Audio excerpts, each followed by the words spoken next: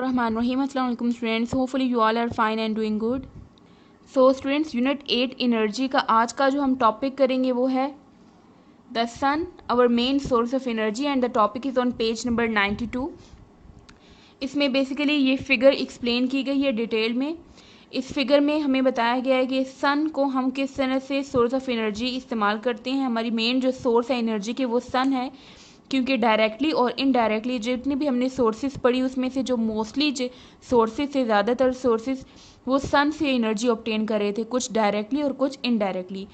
For example sun energy जो sun से आ रही है, सोलर एनर्जी, उसको हम यूज़ कर सकते हैं इन सोलर पैनल्स.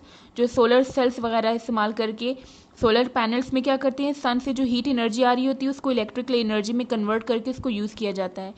इसके अलावा सोलर सेल्स का जो हम इस्तेमाल करते हैं, फॉर एग्जांपल कैलकुलेटर में जो सोलर सेल्स इस्तेमाल होते हैं वो भी सन से एनर्जी लेते हैं और उसको इलेक्ट्रिसिटी में कन्वर्ट कर रहे होते हैं. देन प्लांट्स की अगर हम देखें तो प्लांट्स जो हैं, प्लांट्स में फूड प्रिपरेशन का जो प्रोसेस होता है उसको फोटोसिंथेसिस कहते हैं. प्लांट्स अपनी फूड प्रिपेयर करते हैं सूरज की रोशनी में, सनलाइट की प्रेजेंस में, और इसके अलावा इनका अपना एक पिगमेंट होता है ग्रीन कलर का, उसके प्रेजेंस में. अगर सनलाइट नहीं अवेलेबल तो बेशक उनका पिगमेंट अवेलेबल हो, वो फोटोसिंथेसिस नहीं कर सकते, फूड नहीं प्रिपेयर कर सकते. तो सन की जो लाइट है, सन लाइट को यूज़ करके प्लांट्स जो है फोटोसिंथेसिस करते हैं, अपने फूड प्रिपेयर करते हैं. तो उससे क्या होता है, सोलर एनर्जी कन्वर्ट हो रही है और स्टोर हो रही है उनकी फूड में in the form of chemical energy. And then उस प्लांट से हम वुड ऑब्टेन करें. वुड भी क्या है, प्लांट है. वुड में भी सोलर एनर्जी कन्वर्ट होकर स्टोर्ड हुई है केमिकल एनर्जी में. जब हम वुड की बर्निंग करते हैं तो वो स्टोर्ड जो केमिकल एनर्जी है वो हीट एनर्जी की फॉर्म में रिलीज़ होती है, क्योंकि हमने पढ़ा था कि एनर्जी हमेशा एक फॉर्म से दूसरी फॉर्म में कन्वर्ट हो रही होती है, डिस्ट्रॉय नहीं होती, जस्ट एक फॉर्म से दूसरी फॉर्म में कन्वर्ट होती जाती है. इसके अलावा हम डिफरेंट फूड मटेरियल्स जो प्लांट से ऑब्टेन करते हैं उनमें भी एनर्जी स्टोर्ड फॉर्म में प्रेजेंट होती है. और ये एनर्जी भी कहाँ से आ रही होती है, ये इनडायरेक्टली सन से ही आ रही है, क्योंकि ये हम प्लांट से ले रहे हैं और प्लांट्स ने ये कैसे प्रिपेयर किया, ये सन की एनर्जी को यूज़ करके. इसके अलावा जो फॉसिल फ्यूल्स हैं, फॉसिल फ्यूल्स में हमारे पास एग्जांपल है कोल, नेचुरल ऑयल, नेचुरल गैस और ऑयल. वो कैसे बनते हैं, वो प्लांट्स जब मिलियंस ऑफ ईयर्स अगो, हज़ारों साल जो पहले प्लांट्स की डेथ हो गई थी तो वो प्लांट्स बरिड हो गए थे अंडर अर्थ क्रस्ट, ज़मीन के अंदर दफन हो गए थे. तो फिर उनके डिकम्पोजिशन से हज़ारों साल के बाद वो प्लांट्स कन्वर्ट हो गए फॉसिल फ्यूल्स में. कोल में कुछ कन्वर्ट हो गए, कुछ की कन्वर्जन नेचुरल गैस में और कुछ ऑयल में कन्वर्ट हो गए, तो फॉसिल फ्यूल्स बना. तो इस तरह से फॉसिल फ्यूल भी हम इनडायरेक्टली सन से ही ले रहे हैं. सन की एनर्जी गई प्लांट्स में और प्लांट्स की जो एनर्जी थी वो फॉसिल फ्यूल्स में आ गई. फिर फॉसिल फ्यूल से हम एनर्जी लेते हैं, उनकी बर्निंग करके उसमें से हीट एनर्जी ऑब्टेन करते हैं. देन बैटरीज में भी स्टोर्ड एनर्जी होती है, स्टोर्ड फॉर्म में केमिकल एनर्जी प्रेजेंट होती है. जब हम बैटरीज को इस्तेमाल में लाते हैं तो इनकी जो एनर्जी होती है स्टोर्ड, वो इलेक्ट्रिकल एनर्जी में कन्वर्ट होती है, उसको हम यूज़ करते हैं. इसके अलावा सन जो है वो रिस्पॉन्सिबल होता है वेदर कंडीशन भी, जो अर्थ की ज़मीन के जो वेदर कंडीशन है चेंज करने में, उसमें भी सन का रोल है. फॉर एग्जांपल विंड, तेज़ हवाएं चलती हैं तो उससे हम विंड एनर्जी ऑब्टेन करते हैं विंड टर्बाइंस के ज़रिए से. विंड टर्बाइंस को रन करके विंड एनर्जी को इस्तेमाल में लाते हैं. वेव एनर्जी हम ऑब्टेन करते हैं, क्योंकि वेदर कंडीशन चेंज होने की वजह से वेव्स प्रोड्यूस होती हैं, और वेव जो प्रोड्यूस होती हैं उनमें जो एनर्जी स्टोर होती है वो वेव एनर्जी होती है. उन वेव एनर्जी को हम वेव जो टाइडल पावर्स हैं उनको इस्तेमाल में लाते हैं, जनरेटर्स के को रन करके इलेक्ट्रिसिटी प्रोड्यूस करते हैं. इसके अलावा रेन, बारिश जब होती है तो उससे जो पानी आता है उसको स्टोर किया जाता है डैम्स में, और उस पानी को फिर इस्तेमाल किया जाता है इलेक्ट्रिसिटी प्रोड्यूस करने में. इसको हम हाइड्रो इलेक्ट्रिक एनर्जी कहते हैं.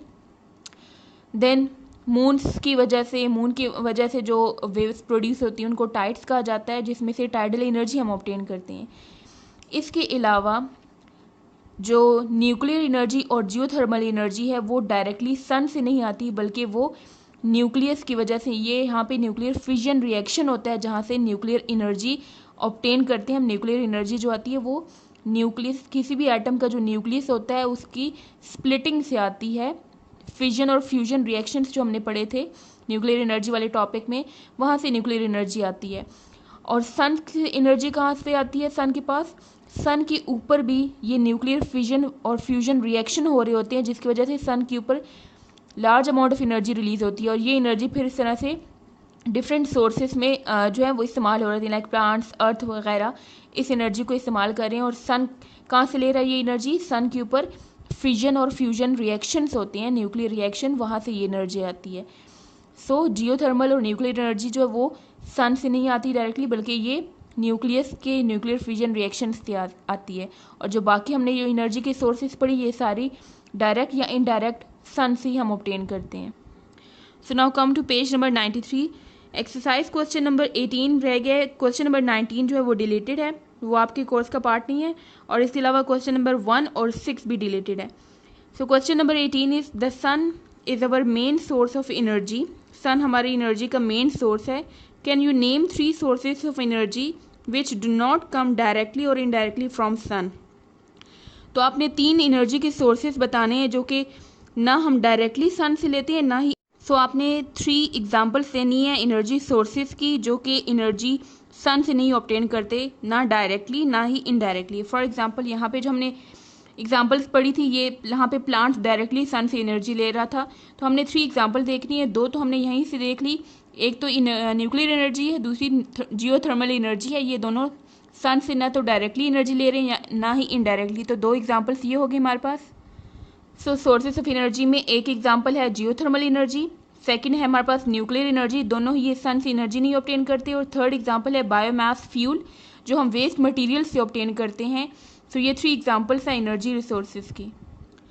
सो आज का आपका होमवर्क है, read the topic on page 92 of your text book, write and learn exercise question number 18 on your notebook. See you next time. अल्लाह हाफिज़।